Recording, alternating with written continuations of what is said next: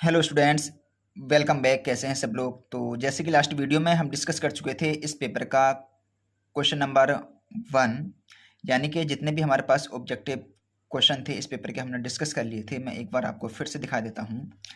देखिएगा, हम इस क्वेश्चन की बात कर रहे थे। ये जो हमारे पास क्वेश्चन नंबर 1 था, ये ऑब्जेक्टिव था, इसके हमने ये सभी क्वेश्चन कर लिए थे। अब हम बात करेंगे क्वेश्चन नंबर 2 की। क्वेश्चन नंबर 2 को देखिएगा, हम करने वाले हैं। फटाफट ध्यान से देखिएगा। तो जैसे कि क्वेश्चन नंबर 2 की बात आती है, तो हमारे पास पहला सवाल ये है, पूछा गया है द्विघात समीकरण से।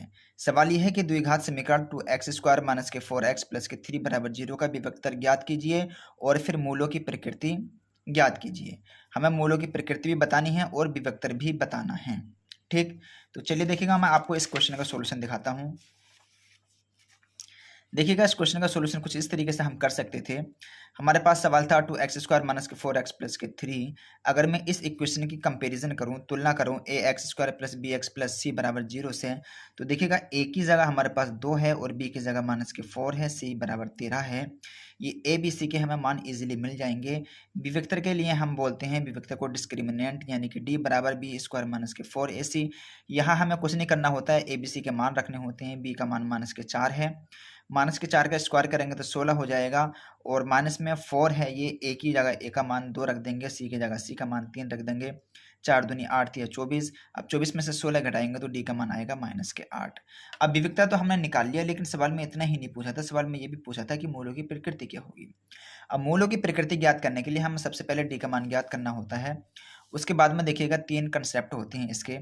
फर्स्ट कंसेप्ट ये होते हैं, अगर डी का मान बराबर होते हैं 0 के, यानी कि डी 0 अगर हो जाए, तब क्या होते हैं, हमारे मूल वास्तविक भी होते हैं और समान भी होते हैं।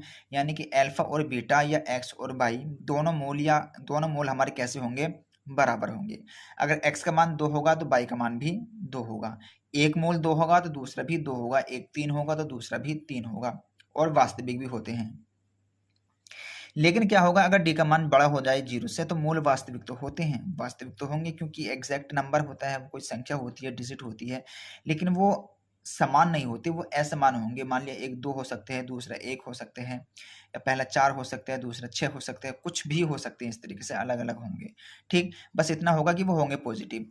लेकिन अगर डी का मान, हमें कभी डी का मान 0 आ जाए, 0 से मतलब छोटा आ जाए, डी का मान कभी भी जब 0 से छोटा होता है तो मूल वास्तविक ना होकर मूल अवास्तविक होते हैं। अवास्तविक को हम काल्पनिक भी कह सकते हैं। तो अब देखिएगा, हमारे पास डी का मान माइनस के 8 आया है, तो हम कह सकते हैं डी का मान छोटा है 0 से, तो हमारे पास मूल कैसे होंगे, मूल होंगे अवास्तविक। इसलिए हमारे पास जो आंसर होगा, मूलों की जो प्रकृति होगी वो हो जाएगी अवास्तविक। ओके, ये क्वेश्चन हमारे पास कंप्लीट तरीके से पूर्ण रूप से सोल्व हो गया है। अब बात करेंगे, देखिएगा क्वेश्चन नंबर 2 की। क्वेश्चन नंबर 2 क्या कहते हैं, क्वेश्चन नंबर 2 कहते हैं 15 कोट ए बराबर 8, तो साइन ए और सेक ए का मान क्या होगा। देखिएगा, फिर से मैं आपको इसका सोल्यूशन दिखाता हूँ। मैंने कुछ ये इस तरीके से चित्र बनाया है। ये हमारे पास ट्राइंगल है, 15 कोट ए बराबर 8 दिया है। मैं यहाँ से कोट ए की वैल्यू निकाल सकता हूँ 8/15। अब कोट जो होता है वो आधार बटे कर्ण होता है, तो आधार हमारे पास कितना हो जाएगा, कोट जो होता है आधार बटे लंब होता है, तो 8 जो हो जाएगा हमारे पास आधार हो जाएगा, लंब हो जाएगा हमारे पास 15। अब इस तरीके से हम साइन का मान निकाल सकते हैं। यहाँ से देखिएगा, पहली बात तो हमें AC निकालना होगा। AC कैसे निकालेंगे, AC निकालने के लिए हम वही पाइथागोरस अप्लाई कर लेंगे। AC² बराबर क्या होगा, AB का स्क्वायर प्लस BC का स्क्वायर। AB का मान देखिएगा 8 है, BC का मान हमारे पास 15 है। 8 का स्क्वायर 64 होता है, 15 का स्क्वायर 225। दोनों को जोड़ेंगे 289, 289 का स्क्वायर रूट निकालेंगे तो 17 आएगा। तो AC का मान हो गया हमारे पास 17। अब इजिली हम निकाल सकते हैं साइन A का मान। साइन क्या होता है भाई, लंब बटे कर्ण होते हैं, 15/17 हो जाएगा। सेक क्या होता है भाई, सेक होता है कर्ण बटे आधार, 17/8 हो जाएगा। ठीक, तो ये था हमारे पास क्वेश्चन नंबर 2 का ख खंड। अब देखिएगा, इसके बाद में हम बात करते हैं ग खंड की। ग खंड क्या कहता है हमसे, ग खंड कहता है यदि दो समरूप त्रिभुजों का क्षेत्रफल क्रम से 121 वर्ग सेंटीमीटर तथा 289 वर्ग सेंटीमीटर है, इनकी संगत भुजाओं में अनुपात बताइए। इनकी संगत भुजाओं का अनुपात क्या होगा। तो देखिएगा, आपको एक थ्योरम याद रखनी है। थ्योरम क्या होती है, देखिए थ्योरम ये है, हमारे पास ये कोई ट्रायंगल है। देखिएगा, ये छोटा है देखने में, ये कोई बड़ा ट्रायंगल है, इससे कुछ बड़ा है। अब क्या है, यदि ए बी सी, मैंने इसको ABC नाम दे दिया, इसको DEF नाम दे दिया, कोई दिक्कत वाली बात नहीं, आप जो चाहो इनके नाम रख सकते हो। ABC क्या है, ये सर्वांग है DEF के। अगर ABC DEF के सर्वांग होगा तो कंडीशन क्या होती है भाई, कंडीशन ये होती है कि ABC का क्षेत्रफल बटे DEF का क्षेत्रफल। ठीक, इनका जो अनुपात होता है वो इन त्रिभुज की संगत भुजाओं के अनुपात के बराबर, अनुपात के स्क्वायर के बराबर होता है।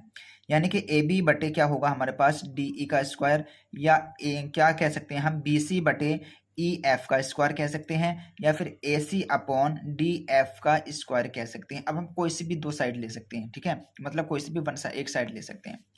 अब देखिएगा क्षेत्रफल का मान कितना दे रखा था, 121 वर्ग सेंटीमीटर, 289 वर्ग सेंटीमीटर। तो बटे में क्या होगा देखिएगा ए बी बटे डी ई का स्क्वायर। अब इधर से स्क्वायर हटाएंगे तो हम इधर स्क्वायर रूट निकालेंगे। 121 का कितना हो जाएगा भैया 11, 289 का हो जाएगा 17। तो अनुपात हो जाएगा ए बी बटे डी ई का मान कितना हो जाएगा 11/17। ठीक, तो जो संगत भुजाएं होंगी उनका अनुपात कितना होगा 11/17 हो जाएगा।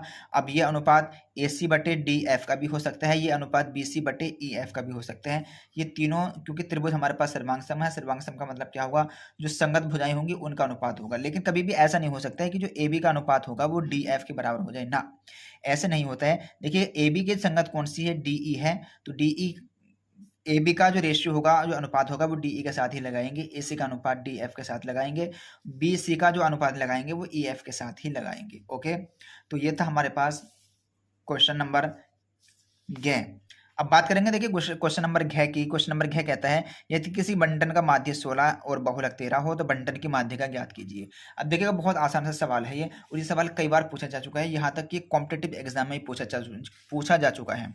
देखिए जो बहुलक का मान होता है भाई, बहुलक बराबर जो होता है वो ये होता है, देखिएगा 3 माध्य का बराबर 3 माध्य का माइनस में 2 माध्य। अब याद कैसे रखेंगे, इंपॉर्टेंट बात ये है, बहुलक याद रखिए। देखिए माध्यिका और माध्यिमा बड़ा कौन है लिखने में, मतलब अक्षर किस में ज्यादा बन रहे हैं, माध्यिका में। तो माध्यिका के साथ 3 लिखिए, माध्यिका के साथ 2 माध्य के साथ 2 लिखिए। अब दूसरी चीज, बीच में माइनस का निशान आता है, किस में से किससे घटाएं, देखिए जो बड़ा होगा उसमें से छोटा घटाएंगे, 3 में से 2 घटाएंगे। तो देखिएगा बहुलक का मान हमें दे रखा था 13।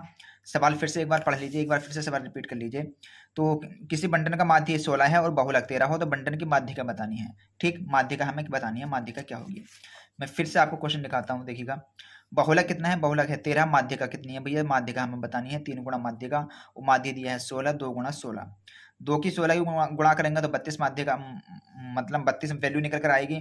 बहुलक हमारे पास 13 है, 32 को हम इधर लेकर आएंगे तो कितना हो जाएगा 45, 3 माध्यिका बराबर कितना हो गया 45, 3 से 45 को डिवाइड कर देंगे, 15 बार कटेगा तो 15 बराबर क्या हो गया माध्यिका, या माध्यिका बराबर कितना हो जाएगा 15। तो ये था हमारे पास सवाल का आंसर। यहाँ होता है हमारे पास क्वेश्चन नंबर 2 कंप्लीट। अब बात करते हैं क्वेश्चन नंबर 3 की। भैया क्वेश्चन नंबर 3 को हम डिस्कस करेंगे नेक्स्ट वीडियो में। मैं अभी 1 घंटे के बाद में वीडियो अपलोड करने वाला हूं, आप आने वाली वीडियो को जरूर देखिएगा, क्योंकि ये पेपर अगर आपने कंप्लीट सोल्व कर लिया तो आई होप, मुझे लगता है कि आप क्या करेंगे, बहुत अच्छा स्कोर कर पाएंगे, 60+ स्कोर कर पाएंगे, क्योंकि 70 में से 60 नंबर आप इजीली ला सकते हैं अगर आपने कंप्लीट पेपर देख लिया या इसका कंप्लीट सॉल्यूशन आपने अगर समझ लिया तब। ठीक है, तो चलिए मिलते हैं नेक्स्ट वीडियो में। Thanks for watching this video and bye bye, take care.